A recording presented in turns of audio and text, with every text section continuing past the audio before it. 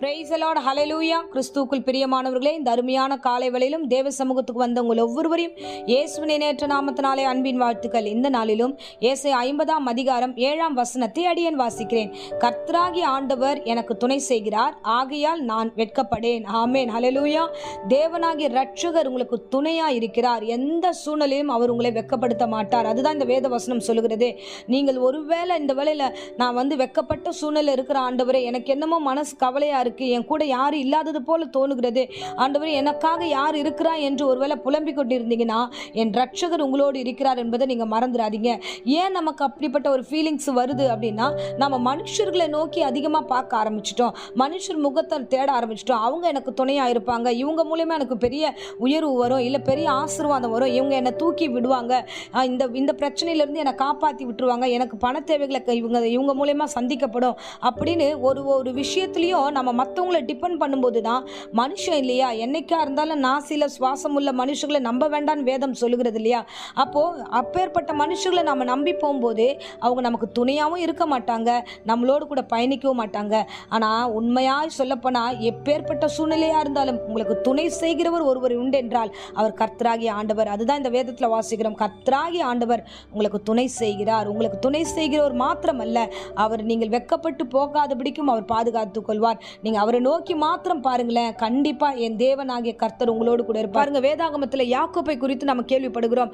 யாக்கோப்பு தேவனுடைய மனுஷனா இருக்கிறான், தேவனுடைய காரியங்களுக்குள்ள பலமுள்ளவனாக இருக்கிறான், தேவனோடு மனுஷனோடு போராடி அவன் ஜெயம் பெற்றவனாக இருக்கிறான். அப்பேற்பட்ட மனுஷன் தன் மாமனார் வீட்டில் அவன் தலை குனிந்து வெக்கப்பட்டு ஒரு சூழ்நிலை உண்டாகிறது. அவன் அங்கிருந்து தன்னுடைய குடும்பத்தை அழைத்து கொண்டு அவன் வெளியே வருகிறான். அவன் வெளியில வரும்போது அவனுடைய நிலைமை, ஆண்டவரே நான் இவங்களை நம்பி போனேன், ஆனா நான் இப்போ வெக்கப்பட்டு நான் இப்போ இப்படி வரேன் அப்படின்னு ஒரு மன கலக்கத்தோட வேதனையோடு கூட வருகிறான். ஸோ இவனை யாக்கோப்பை பிடிப்பதற்காக அவங்க மாமனார் பின்னாடி வரும்போது கர்த்தராகிய ஆண்டவர் அவங்க மாமனாருடைய சொப்பனத்தில் போய் பேசுகிறார், லாபானுடைய சொப்பனத்தில் போய் பேசுகிறார். என்ன பேசுகிறார்னா, நீ யாக்கோப்பின் மீது கை போடக்கூடாது, நீ போடக்கூடாது என்பது ரொம்ப ஸ்ட்ரிக்டாக சொல்லி அனுப்புகிறார். இந்த லாபா நான் இந்த யாக்கோப்பை பார்த்து பேசுகிறான், நான் உன் மேலே கை போடக்கூடாதுன்னு உன் ஆண்டவர் சொல்லி அனுப்பியிருக்கிறாரு, ஆகையால நான் ஒன்றும் பண்ண முடியாதுன்னு சொல்லிட்டு வெக்கப்படுத்தினவன் இன்னும் திரும்பி பின்னாடியே வெக்கப்படுத்தணும்னு நினைச்சவன், ஆனா கர்த்தர் இடைமறைத்து அவனோடு கூட பேசியிருக்கிறார். பாருங்க, இந்த பிரசங்கம் உங்களுக்குரியது. ஒருவேளை நீங்க வெக்கப்பட்ட சூழ்நிலையில மற்றவர்கள் நிமித்தமாய் காணப்பட்டீங்கன்னா கர்த்தர் உங்களுக்காக பேசுவார், கர்த்தர் உங்களுக்காக துணை செய்வார், கர்த்தர் உங்களோடு கூட இருப்பார். ஆமேன். உங்களுக்கு விரோதமாக யார் எழுந்தாலும் அவங்களோடு கூட போய் கர்த்தர் பேசவும் வல்லவராய் இருக்கிறார். என் தேவனாலே கூடாத காரியம் ஒன்றுமில்லை. வெட்கப்பட்ட யாக்கோப்புக்கு, வெட்கப்பட்டு சூழ்நிலையில கலங்கி வெளியில வந்தவனுக்கு தன் குடும்பத்தை வனாந்தரத்தில் கொண்டு வருகிற வேலையில கூட அவன் தலை குனிந்து, ஆண்டவரே இப்படிப்பட்ட ஒரு சூழ்நிலை நெருக்கப்பட்டன, சொந்த இடத்திலே இப்படிப்பட்ட ஒரு சூழ்நிலையா இருக்கேன்னு அவனுக்கு கலங்கின பொழுதெல்லாம் என் கர்த்தர் அவனுக்கு துணையா இருந்தார் என்பதை அவன் பின்னதாக உணர்கிறான். ஆமென், அல்லேலூயா. என் தேவன் எவ்வளவு பெரியவர் பாருங்க. இன்றைக்கும் ஆண்டவர் உங்களுக்கு துணையா இருக்கிறார். இன்றைக்கு உங்களுக்கு சில விஷயங்கள் புரியாம இருக்கலாம், வெக்கப்பட்டது போல காணப்படலாம், தலை குனிந்தது போல காணப்படலாம், துணையா யாரும் இல்லாதது போல காணப்படலாம். இல்ல, கர்த்தர் உங்களுக்கு துணையா இருக்கிறார் என்பதை வரும் நாட்களில் நீங்கள் காண்பீர்கள். நீங்கள் வருகிற நாட்களில் சாட்சி சொல்லும் விதமாக அநேகருடைய நாவிலிருந்து ஆண்டவர் உங்களோடு இருக்கிறார் என்று சொல்லுகிற வார்த்தைகளை நீங்கள் கேட்பீர்கள். கர்த்தர் உங்களுக்கு துணை செய்வார். ஆமேன்.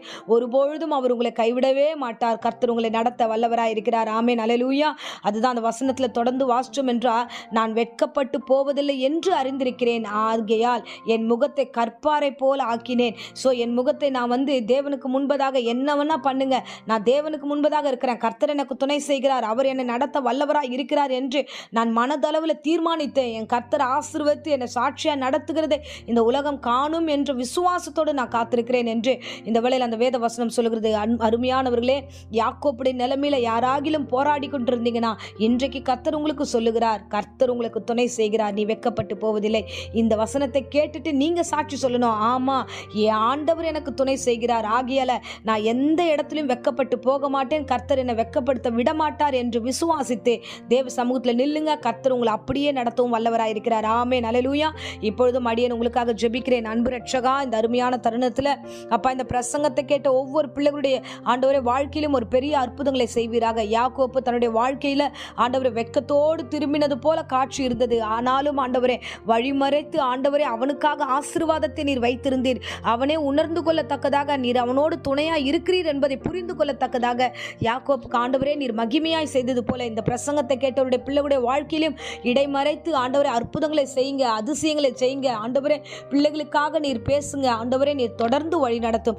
ஒவ்வொரு குடும்பத்தையும் ஆசீர்வதியும். இந்த பிரசங்கம் எந்த வீடுகளுக்கெல்லாம் கடந்து போகிறதோ அங்கெல்லாம் தேவ பிரசங்கம், தேவனுடைய பிரசன்னமும் ஆண்டவரே அப்பா அளவில்லாமல் உள்ளே கடந்து செல்லட்டும். எல்லா நாச மோசங்களையும் உண்டு பண்ணுகிற சாத்தானை இயேசு நாமத்தில் அடியேன் சபித்து கட்டுகிறேன். வியாதி விக்கினங்கள் பலவீனங்கள் ஒன்றும் அணுகாதபடிக்கு ஆண்டவரே என் பிள்ளைகளை பாதுகாத்துக் கொள்ளும். வியாதியினாலும் ஆண்டவரே, பலவீனத்தினாலும் ஆண்டவரே அப்பா, பணத்தினாலும் அப்பா எந்த இடத்திலையும் வெக்கப்பட்டு போகாதபடிக்கு துணையா இருந்து அன்றன்றின் தேவைகளை கர்த்தர் சந்தித்து நீர் ஆசீர்வதித்து வழி நடத்தும், காத்துக்கொள்ளும். இயேசுவின் நாமத்தில் ஒவ்வொருவரையும் ஆசீர்வதித்து ஒப்புக் கொடுக்கிறேன் ஜீவனுள்ள நல்ல பிதாவே. ஆமேன், ஆமேன். Praise the Lord. God plus.